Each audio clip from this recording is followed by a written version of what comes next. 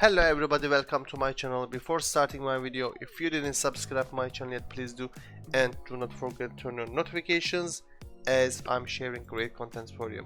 Alright, previous lesson we completed the lots of things in our infrastructure section. Now we will continue with the configurations of our entity.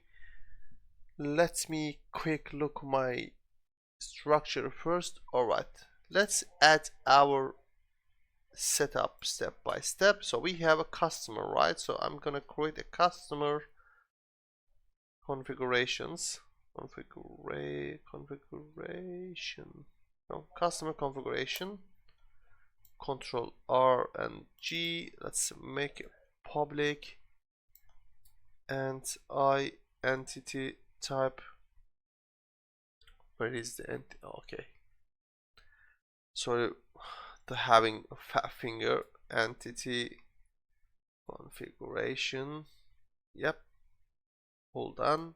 So it is going to be for customer. Let's add the customer, implement the interface. Perfect, here we go.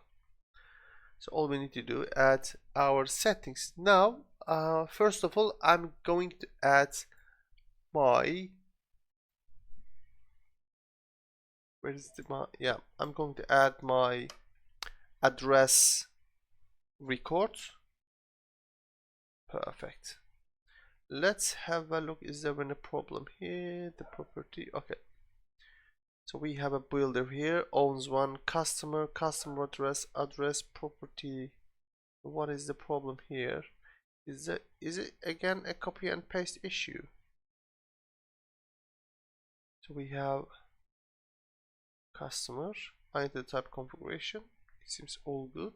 Customer. Let's have a look at the configuration first time. Address. What happened to this? Is weird. Customer doesn't contain definition for property. Okay, this is weird. Let's go back the customer and see what's happening here. Address is public. Private set seems all good. Let's go address. Public record seems all okay.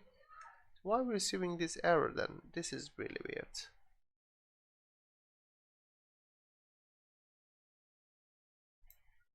I'm just would like to make an address. The address is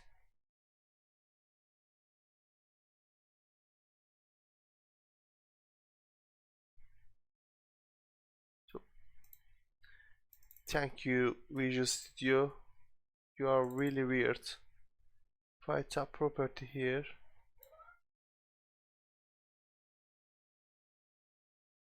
address, customer value object address, seems all good. Yeah, this is all my fault. I just made a copy and paste again. This is the first line address, and this is the second line address. Now we good. Sorry for again, we just copy and paste and it's always having an issue. Okay, all we need to do, add our definitions now. So it's going to be required, and the second line address can be nullable, so I'm not adding is required, and the rest of them is going to be is required. And you can define your max length, which is I defined 40, 40, 10, 20, 20 for these sections, for these properties. Okay, let's continue with the title. So if there is just one, if your record has just one parameter, so we're using has conversion, it's much more applicable for small ones. So customer title has conversion. We're just basically saying the DB, the title is going to be title records of value, and the value is going to be the title record with the value parameter. That's all we need to do. Define is, and if it's required, just say it's required and give you a max then for the value. This is how we're using this as conversion for the record types in our rich domain models. Okay, so we have balance as well. Perfect. All I need to do is just fixing these types a little bit more. Oops, I deleted.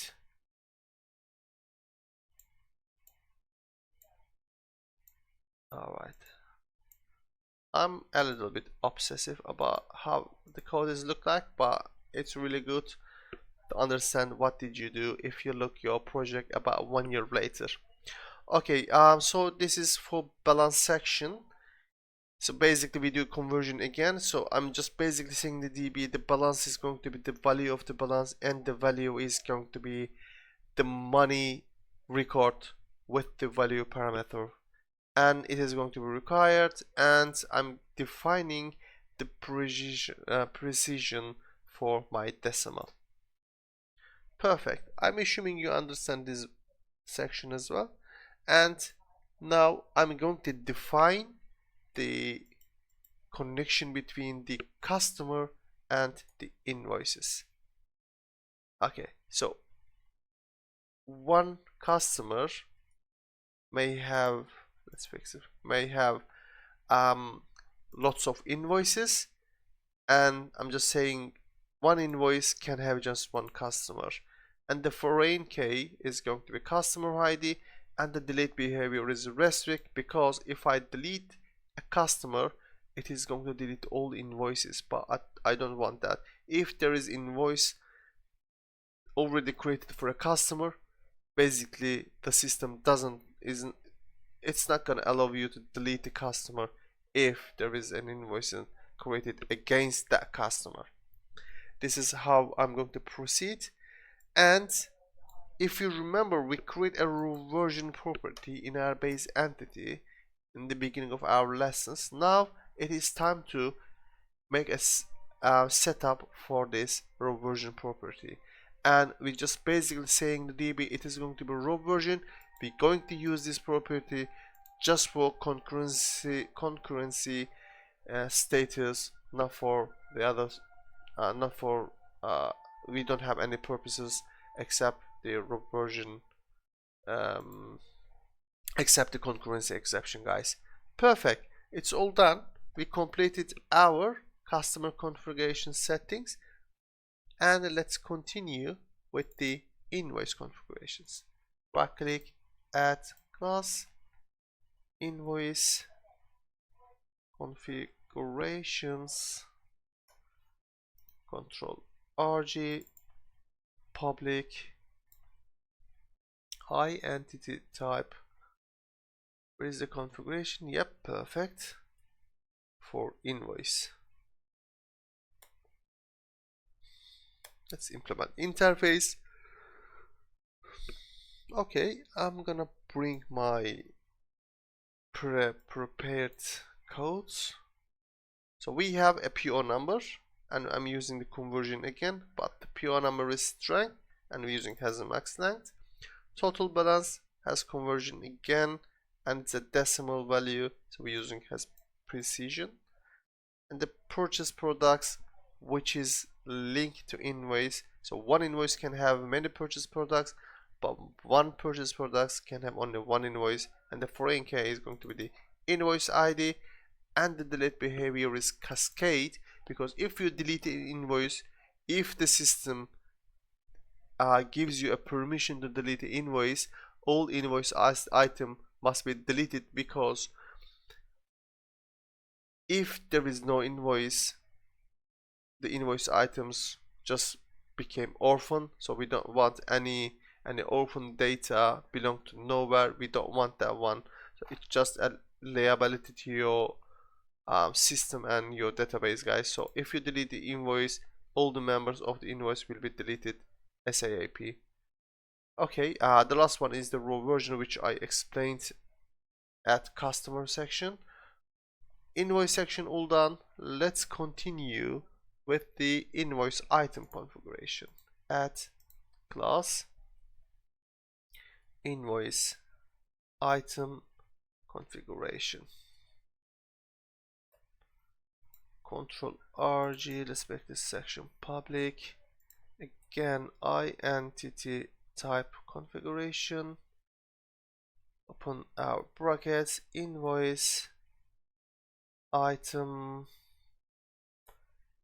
yep, implement interface, very nice. Let's bring my prepared data here as well. Same as the invoice, we have a sell price, it's using money record, and we add our conversion here. Same for the total price, it's just accepting a decimal value.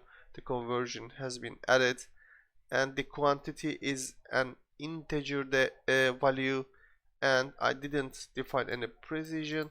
We just have is required and the conversion, and the last one is the version as always. Alright, right click, add new class. The last one is must be product configuration.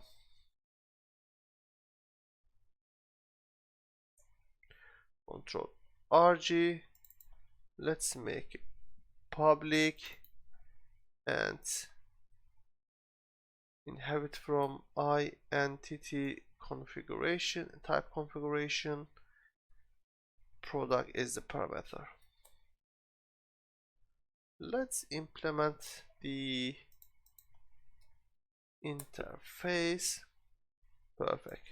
Let's delete here, and I'm gonna bring my prepared data. The description is a title, and it's just covering a string value with the has max length. The unit price is a decimal value, and we have a raw version here. Alright, let's fix the how they look like after copy and paste. It's always just becoming crazy when you do a copy and paste. Now all good, we created our product configuration as well. Let's save everything and close the old files. Let's have a quick look. Is there any missing place? So we created unit of works, we created generic repository, all configuration is done, app DbContext done, service register. Is there anything should I add here? Just thinking. Yeah, we add our repositories and unit of work, right? So we need to add our scopes in our services. So I'm going to create a new service collection, private service collection, private static service collection. Let's say add should I say just services, or should I the naming is really important, guys. So while you're creating your methods or property, whatever you want, just think a little bit and try to find the best namings in your project. So in this section we are adding services, but we are adding service our dependency injection container. So add services to DI container. Perfect. I'm gonna copy just the services. Let's put this down. Let's open our brackets, return services. Okay, now I'm going to add scope. The first one is type of generic repository, and the second one is type of generic repository. Let's add the namespace. Perfect. It means, guys, whenever we call generic repository, generic repository, the container will give us a generic repository. This is how it's working. Alright, let's add another one for the unit of work. Services, add scope unit of work and unit of work. Oops, misclicked. unit of work. Yeah, this is the same logic. Whenever we call a unit of work, it just creates an object of unit of work, guys. Perfect. Now I'm going to add service to DI container. The parameter is just going to be services and all done. Control KD, Control S. Perfect. All done. Let's minimize this section as well. As you can see, it seems really simple, basic, clean and tidy. Alright, I'm going to finish this lesson here now. I'm not gonna do any migration, anything else. First, I'm going to complete the application settings, application side. Then we will go through with the API. We will create our endpoints and we will do our first try. Okay, let's save everything. And yeah, take care of yourself, guys. Do not forget to crush the like button and please drop comments below the video for YouTube algorithm. It really motivates me and bring my videos more upper level. Take care of yourself. See you on the next lesson. Bye bye.